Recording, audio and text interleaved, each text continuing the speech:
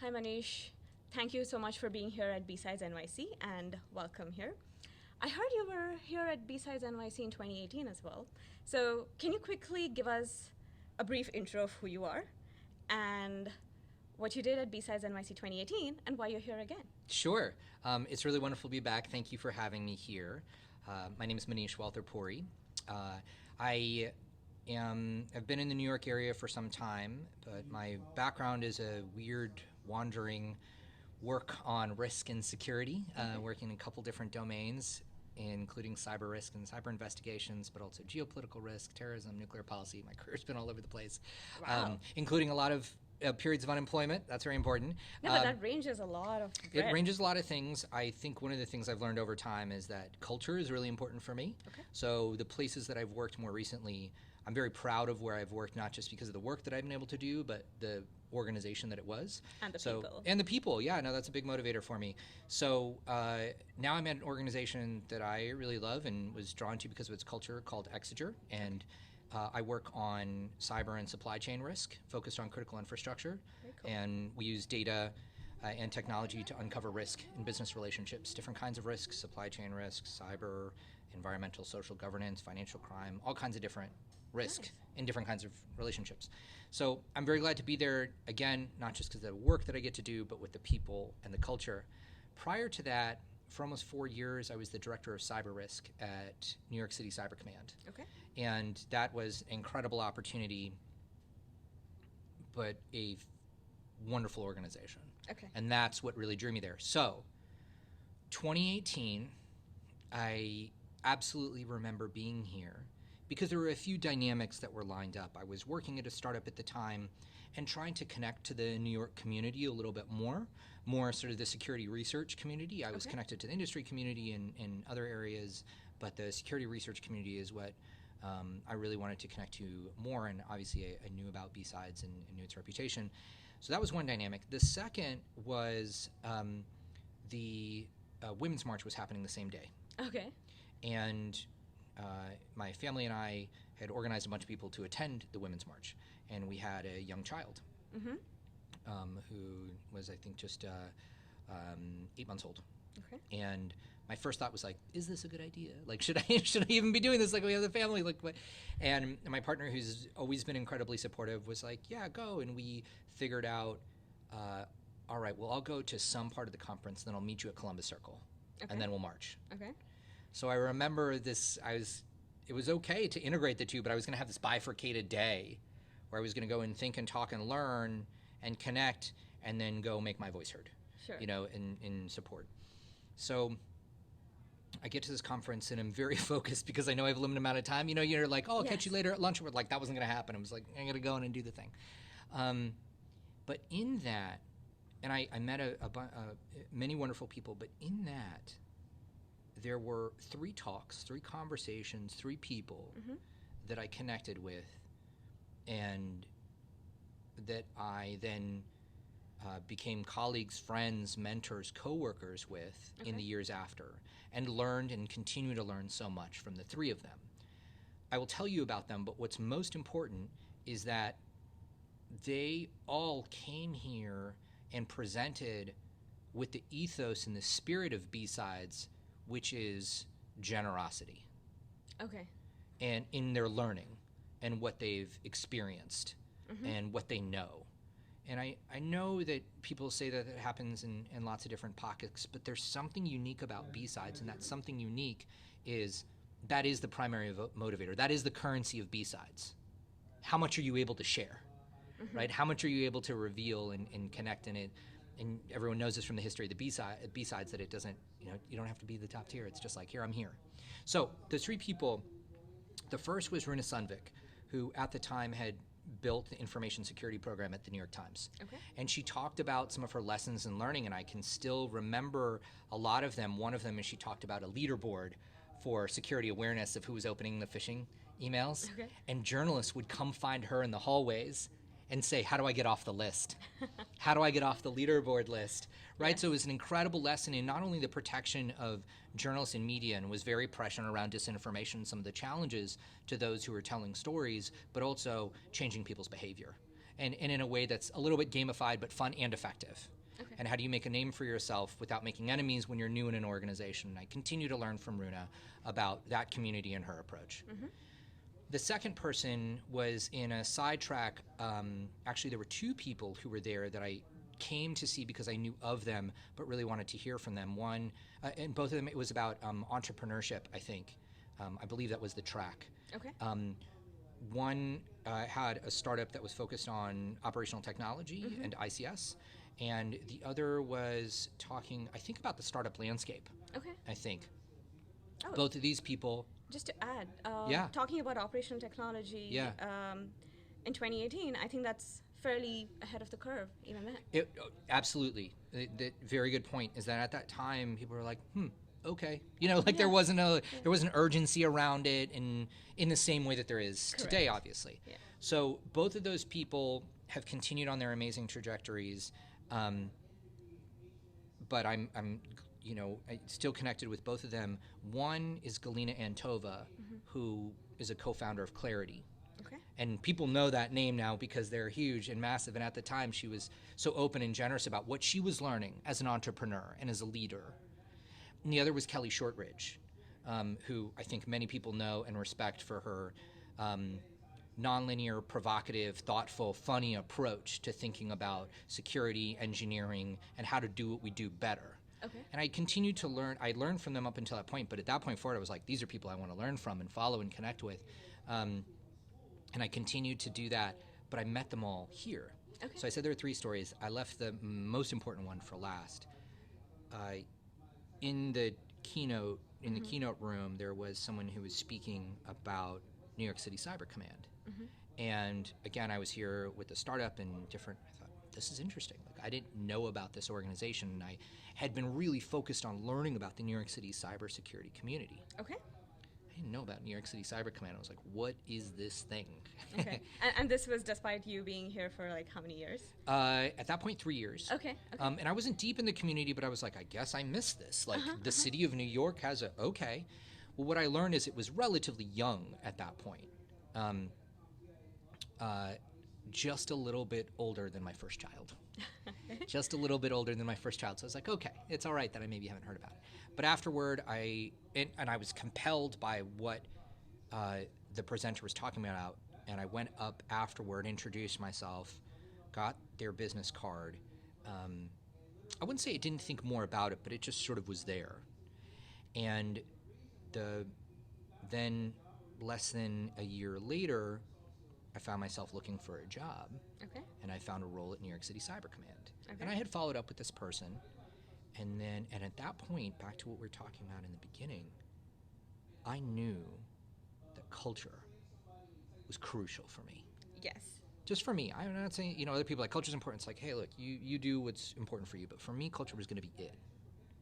And I would not apply for a job unless I knew somebody there who could connect me to other people, and I could find other people there who could talk about the culture in a very real way.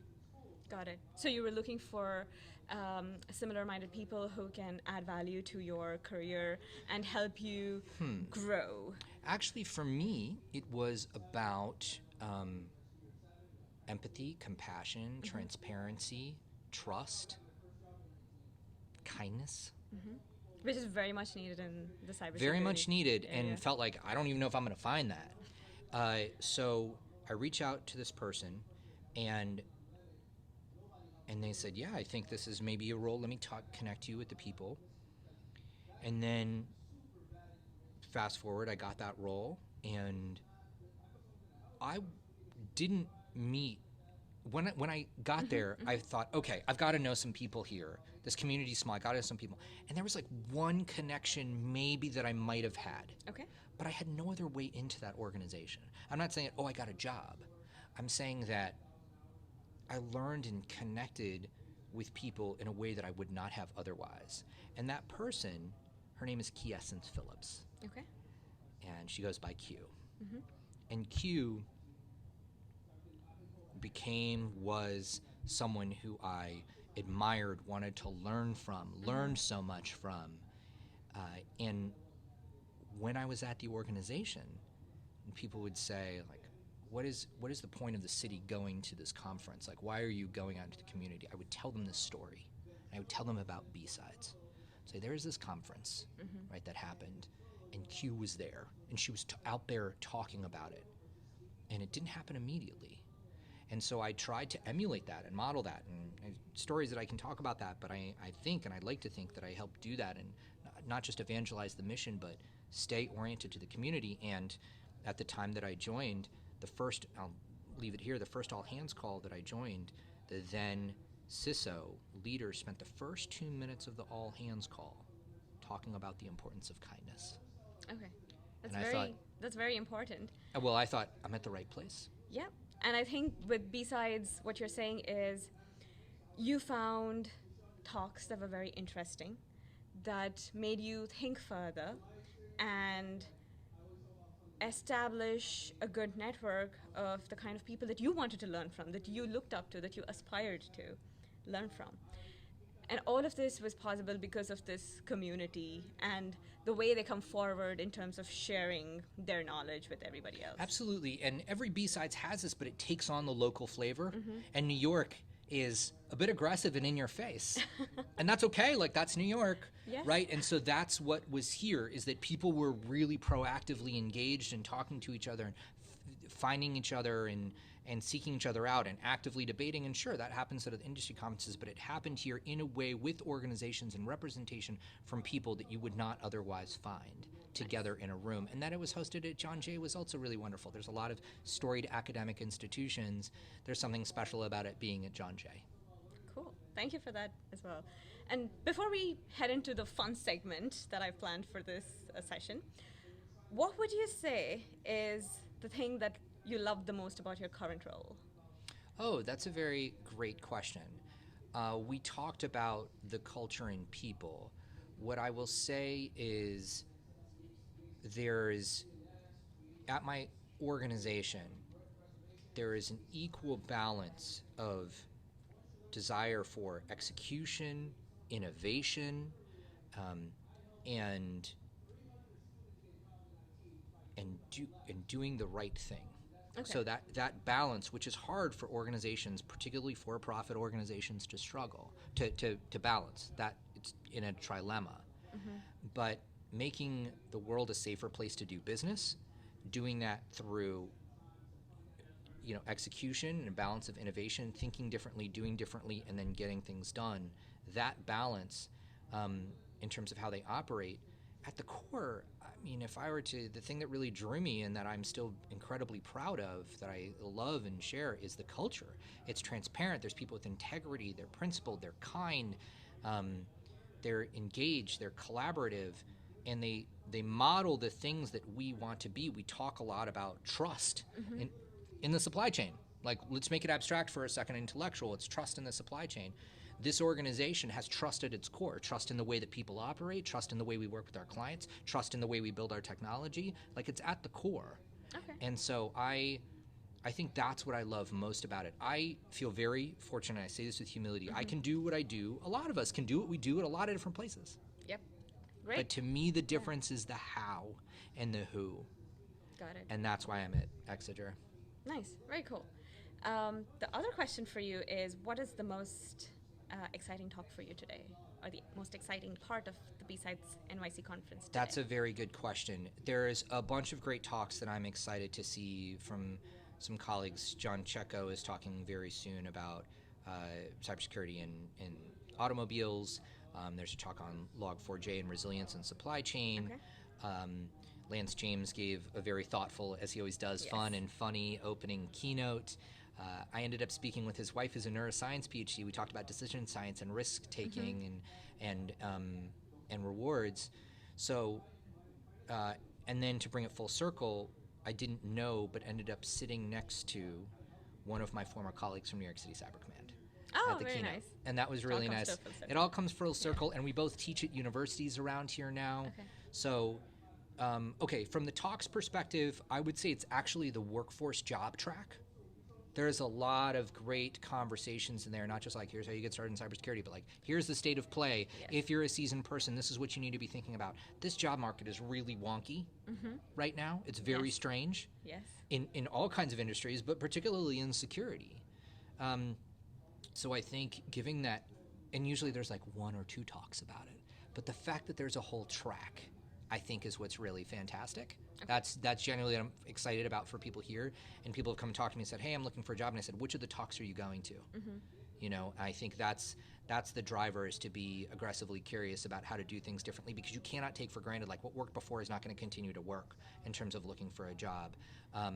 And that is both because of the market and dynamics that are out there, ChatGPT, you name it, you know, that are driving things differently. So I wouldn't say there's one talk. It's more the comprehensive and kind of the amalgamation of things. Yeah. Great. And I think that also appeals to the wider breadth of experience that you've had, that, you know, these amalgamation of talks really appeals to you. Yeah. Yes. The balance. Totally. There's some good technical, there's some strategic, there's some behavioral. Dr. Jameson is talking about, resilience, but also is talking about decision making. I think it'll be great. Yeah. Very cool. Thank you for sharing your perspective. Yeah. And the fun segment is a question that I had asked you to prompt to ChatGPT. Something that you're really familiar with, and we really want you to look at ChatGPT's answer and tell what it did well, what it could perhaps improve upon, and what something like a person who truly understands cybersecurity can discern from what ChatGPT gave as a response. So the question that you gave was, or the prompt that you gave was, you are an expert in security risk and strategy. You're talking to 5-year-olds.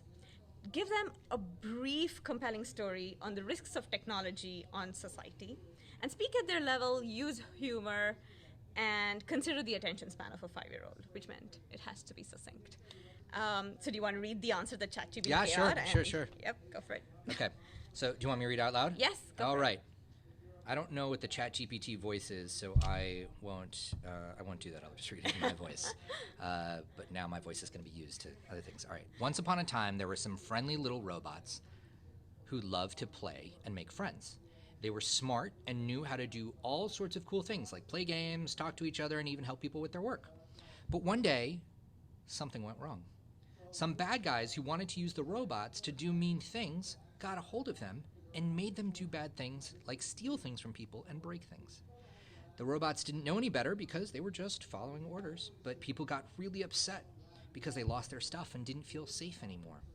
That's why it's really important to be careful with technology and make sure we only use it for good things. We should always ask grown-ups for help and only use technology in ways that are safe and kind to others. Remember, just like with any toy, we need to play with technology in a way that is fun and respectful to everyone around us. Okay, and what are your thoughts on that? I give it a B-, maybe a C+. Okay. I'm a harsh grader, but it's the truth. I think the most important thing here is the values that you're giving to them of to be careful with technology, make sure we only use it for good things. 5-year-olds at a place where they're still figuring out what is good and bad. Okay. Right? So empowering them to figure that out, and we should always ask grown-ups for help and only use technology in ways that are safe and kind to others. I don't know that grown-ups know how to do that. Yeah, ChatGPT is a great example of not knowing how to use it in ways that are safe and kind to others. Yeah, the whole point about like the good and bad, right? It's defined differently for different people, and especially to your point, 5-year-olds, that's actually the job of teachers, educators, parents to actually help them define that value for them. Right, and let's take the morality out of it for a second. I think the thing that I struggle with this is that it's great that they're using their imagination. I would almost ground it in something that they know. Okay. You know, having robots to play with sounds like a lot of fun, you know, and that's very imaginative, but also not entirely relatable. Okay. Right, in terms of like what the risk is and something that they've already experienced maybe. Perhaps a phone would have been a better example. A phone could be an example, or you don't even have to talk about technology. Yeah. I think this is one of the challenges. So the things that I think it did well, I'll give ChatGPT a little bit of credit. You know, speaking on their level, starting with the cue once upon a time. And I gave this cue for 2 reasons. One, I think if you understand something at its core, you can explain it to 5-year-olds in a way that is not pejorative but gets the basic components. And 2, you could replace 5-year-olds here with executives at your company that aren't working in security. Yes. Yep. Right? And then the prompt is still pretty valuable. So I think about this a lot. You know, speak at their level, use humor, consider their attention span. Okay. And what is valuable to them. So some ways to go. I think the important things about stories is that they stay with people. Correct. Yeah. And thank you for ending on that, because in the end, the message is really about connecting with the people, and that's what these conferences are all about. Yes. Well, I would like to close by saying thank you to the team of volunteers that are here. That includes you. Thanks. And a special thanks to Huxley Barbie, who did 2 things. One, at some point, he went, I'm going to restart this. I'm going to reboot this. Yes. And I don't know if he knew what he was in for when he did it, but he took on that challenge fully. He did it collaboratively. He did it and brought back the full spirit of B-Sides. And I'm also grateful to him. He came and found me during one of the side conversations, like, do you want to talk? And I was like, absolutely, I want to share the story. So I'm very grateful to Huxley, but also the community of volunteers. And I gave him my word, and now I'm going to say it here, that for the next B-Sides, like, I'm in. I'm here to help. Great. Thank you so much for coming thank you. here and for being a part of this wonderful community and sharing your experiences with all of us. Really appreciate your time, Munish. Thanks for coming here. Thank you. All right. Take care.